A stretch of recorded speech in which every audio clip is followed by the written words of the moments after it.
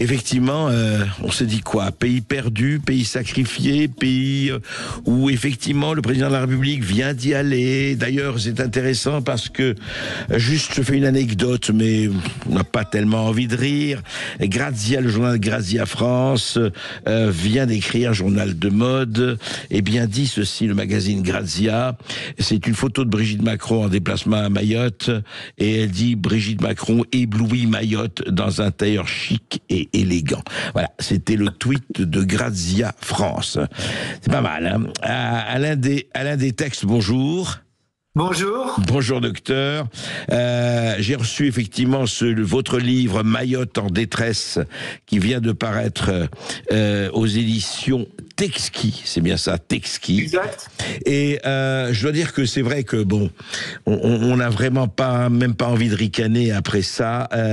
Et vous racontez effectivement votre expérience médicale. Vous êtes médecin depuis des décennies, on peut dire. Vous le racontez d'ailleurs dans votre livre. Vous commencez à vous présenter. Et vous avez passé un été, c'est bien ça, 3 mois à Mayotte en 2024, l'été 2024. Et puis vous dites, d'ailleurs je rappelle, vous avez travaillé pour Médecins sans frontières dans plusieurs pays d'Afrique, et vous rendez plusieurs fois par an dans la région des Grands Lacs, et d'où proviennent des milliers de migrants, on va en parler. Et depuis l'épidémie du Covid, vous travaillez régulièrement dans des hôpitaux en France, et vous êtes diplômé de l'Institut d'études politiques de Paris. Et avant de renouer avec la médecine, vous avez une carrière politique en tant que sénateur en Belgique.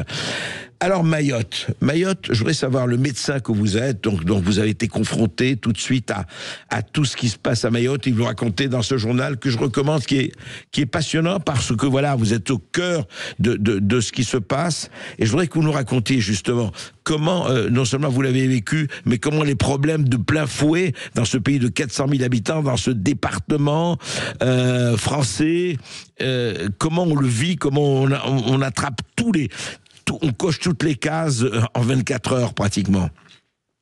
Oui, c'est exactement ça, Monsieur Berkov. C'est-à-dire qu'en fait, on est en France puisqu'on est dans un département français, mais en réalité, on est davantage en Afrique puisqu'on est confronté à des pathologies qu'on ne voit plus du tout en métropole. Et on voit arriver des gens en détresse depuis les Comores qui sont abandonnés sur une plage, qu'on doit évacuer en hélicoptère souvent vers l'hôpital de Mamoudzou et qui très souvent meurent dans les heures qui suivent parce qu'ils arrivent beaucoup trop tard. Ouais. Ou bien on voit arriver des femmes dont le travail est déclenché par le trajet en bateau entre les Comores et Mayotte et qui accouchent immédiatement. Et donc oui, on est davantage effectivement dans des situations que j'ai pu rencontrer au Congo ou au Rwanda dans les années 80 avec Médecins sans frontières que dans un département français. Mais alors justement, vous étiez donc, vous avez travaillé au centre de santé de référence de Dzoumogné, hein, c'est bien ça, qui dessert tout le nord de l'île, 50 000 habitants et peut-être davantage. Et puis voilà, les cas graves doivent être transportés à Mamoudzou. Mais ce que vous dites en fait, c'est intéressant, c'est quel cas, par exemple, les maladies, vous dites, on l'a plus dans la métropole, mais on a en Afrique. Quel cas de maladie vous avez rencontré notamment?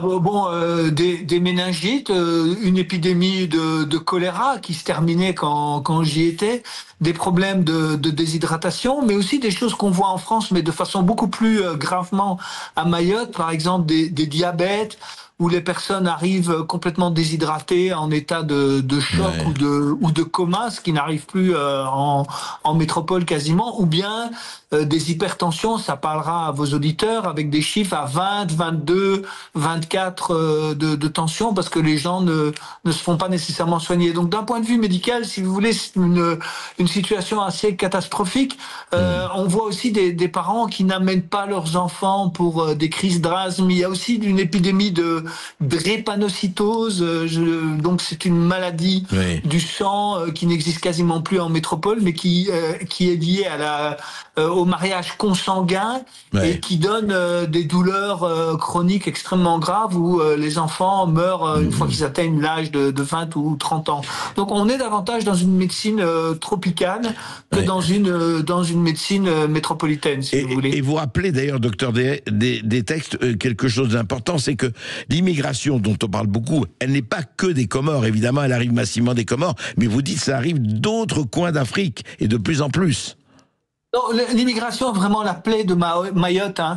Parce que je pense que si on avait que les Mahorais, si vous voulez, là, on parlerait de 200, 150 à 200 000 personnes, et la France pourrait absorber et intégrer et amener ces personnes à peu près au même niveau de vie que la métropole. Mais en fait, comme la population est le double de ce qui est annoncé à cause de l'immigration, ça détruit tout, hein. Ça détruit l'habitat, ça détruit le système de santé qui est complètement débordé. Du coup, les Mahorais n'ont plus du tout accès aux mêmes soins que les Français de métropole.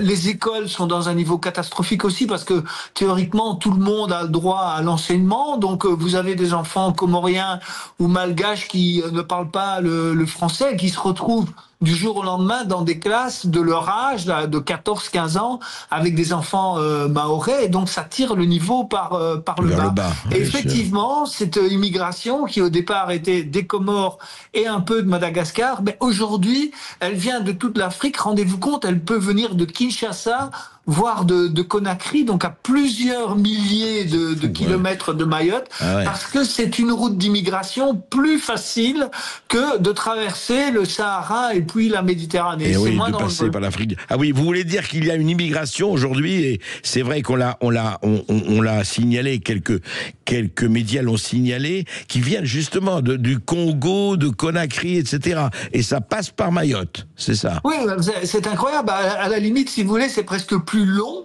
hein, de Conakry ou du Cameroun, par exemple, c'est plus long que d'arriver directement en Europe par le trajet le plus court. Mais d'abord, c'est moins dangereux, puisque en fait, en gros, contrairement à ce qu'on peut croire, il faut beaucoup d'argent pour arriver en Europe ou à Mayotte. Il faut au moins 3 000 € pour arriver de Kinshasa. Il faut le rappeler, ça, c'est important. C'est le business.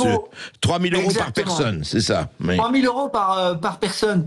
Et en fait, c'est très facile. Donc, vous prenez un avion jusqu'en Tanzanie, puis vous prenez un bateau de Tanzanie aux Comores, et puis vous prenez les fameuses kwassa-kwassa jusqu'à Mayotte. Et donc, c'est relatif. Enfin, c'est en fait pas dangereux, contrairement à la traversée de la Méditerranée ou du Sahara qui l'est. Et ben, vous arrivez à Mayotte, et là, vous déposez une demande d'asile, et vous êtes pris en charge, comme en France, par des associations qui sont d'ailleurs très mal vues par les Mahorais. Et puis, ben, vous attendez votre demande d'asile. L'immigration est véritablement beaucoup plus que le cyclone ou la pauvreté, le fléau de Mayotte. Et on peut pas dire que le président Macron ou le gouvernement français ait compris l'importance du problème. Oui, je vais vous dire, là, il vient de rendre visite à Mayotte, il y a même pas, enfin, quelques jours, les 4 heures. Vous dites, oui. Pardon, ce que je voulais vous dire, docteur des textes, en fait, l'insécurité, les conséquences aussi de cette immigration, absolument, aussi, parce qu'ils sont 400 000, 450 000 aujourd'hui à Mayotte. Pratiquement. Oui, on ne sait pas exactement le nombre, évidemment, mais à peu près, on peut dire qu'il y a 50% de la population qui est en situation illégale. C'est inédit, évidemment, hein, ça n'existe nulle part ailleurs. 50%, c'est énorme d'illégaux. Comme vous dites, même si c'est à l'échelle d'une île, mais c'est énorme. Et dites, quelles conséquences, alors, que vous avez pu voir sur l'insécurité, sur la violence, sur tout cela?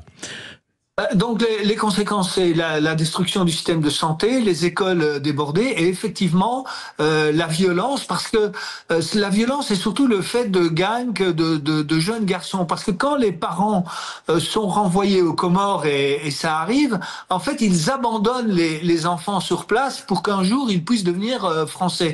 Donc les plus jeunes sont pris en charge par des familles, mais ceux à partir de 10-12 ans, ils se retrouvent dans la rue et ce sont eux qui constituent l'essentiel des bandes de délinquants. Et comme ils sont mineurs, ben comme en métropole, l'État ne peut rien faire en fait, et donc il ne peut pas les renvoyer aux Comores et il ne peut pas non plus s'en occuper correctement vu le nombre. Et donc il crée un climat d'insécurité généralisé dans toutes les îles.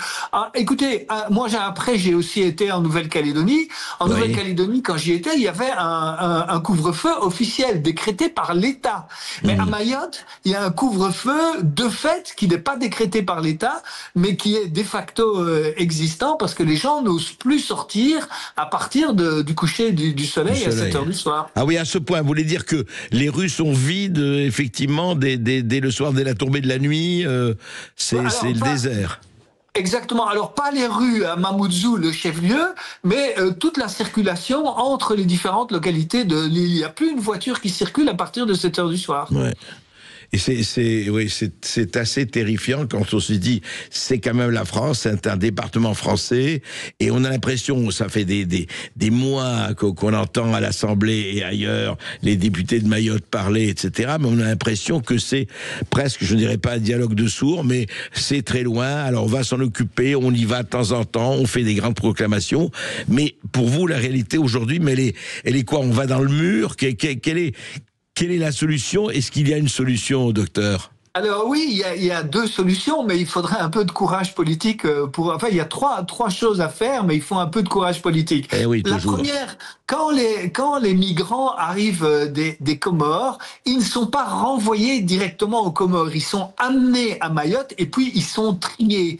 Et il y en a environ 40% qui restent les malades, mais il y a beaucoup de soi-disant malades qui arrivent avec des plâtres, des sondes urinaires et qui en réalité ne sont pas malades. Ah oui. Mais des fausses plâtres et des fausses sondes, vous voulez dire, enfin des faux malades, oui. Oui, des faux malades, puis les mineurs. Donc autrement dit, il y en a à peu près 40% qui restent. Donc la première chose qu'il faudrait faire, c'est renvoyer tout le monde sans les trier.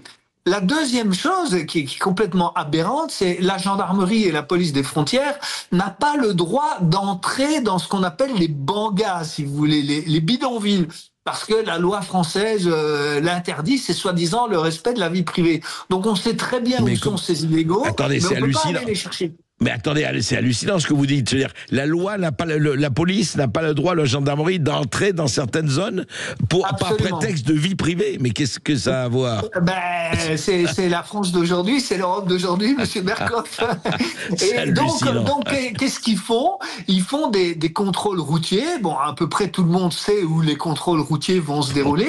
Oui. Donc, la seule chance d'attraper un illégal, c'est qu'il se fasse attraper à un contrôle routier. Mais on sait où ils sont. Ils sont dans les bangas. Tout le monde pourrait aller les chercher. Ça, c'est la deuxième mesure. Oui. Et la troisième, dont on ne parle jamais, c'est lutter contre tous les bébés papiers, les mariages illégaux, la polygamie, qui sont extrêmement répandus. Pour 200 ou 300 euros, vous vous achetez un paire de papiers à Mayotte. Donc, vous allez trouver quelqu'un et même si vous êtes le père biologique, et ben vous prenez un père mahorais, donc français, qui déclare qu'il est le père de l'enfant. Et comme on est dans un pays musulman, il y a une polygamie extrêmement répandue. Donc, on pourrait également demander aux cadis musulmans qui font les mariages de signaler les cas de polygamie. Et de ce point de vue, du point de vue des mariages illégaux, des bébés papiers, etc., absolument rien n'est fait. Hallucinant. C'est-à-dire qu'on peut s'acheter donc et devenir le fils, pour devenir français, le fils ou la fille, et on s'achète pour 300 euros, quoi, pratiquement la nationalité française et les avantages y afférents.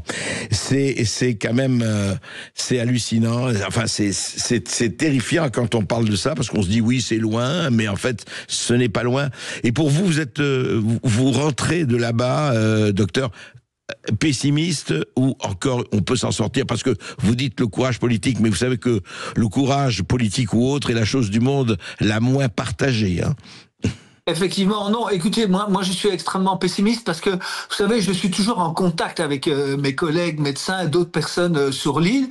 En fait, le flux migratoire continue. Il y a même des immigrés des Comores qui ont profité de la crise pour venir à Mayotte à ce moment-là, en se disant qu'il y aurait beaucoup moins de contrôle. La seule chose qui a été reconstruite immédiatement à Mayotte, ce sont les bangas, donc les bidonvilles, si vous voulez. Donc, je crois que le problème, c'est que Monsieur Macron est comme toujours dans les effets d'annonce. Là, j'ai vu qu'il avait annoncé un mur de fer contre l'immigration. Oui. Mais bon, c'est comme toujours, on est dans les slogans, si vous voulez. Les mesures que je vous ai indiquées, qui sont des mesures assez simples à prendre, hein, autoriser les gendarmes à aller dans les bangas, retourner directement les bateaux, c'est pas très compliqué, mais il faudrait le faire. Voilà, il faudrait qu'il y ait ce qu'il faut, où il faut, mais ça, c'est encore un vœu pieux. Merci docteur, je rappelle vraiment, lisez ce livre, Mayotte, comment l'immigration détruit une société, d'Alain Détexte, c'est aux éditions Texki, et voilà, vous êtes un lanceur d'alerte, et il en faut en ce moment. Merci. Merci monsieur Berkoff, au revoir.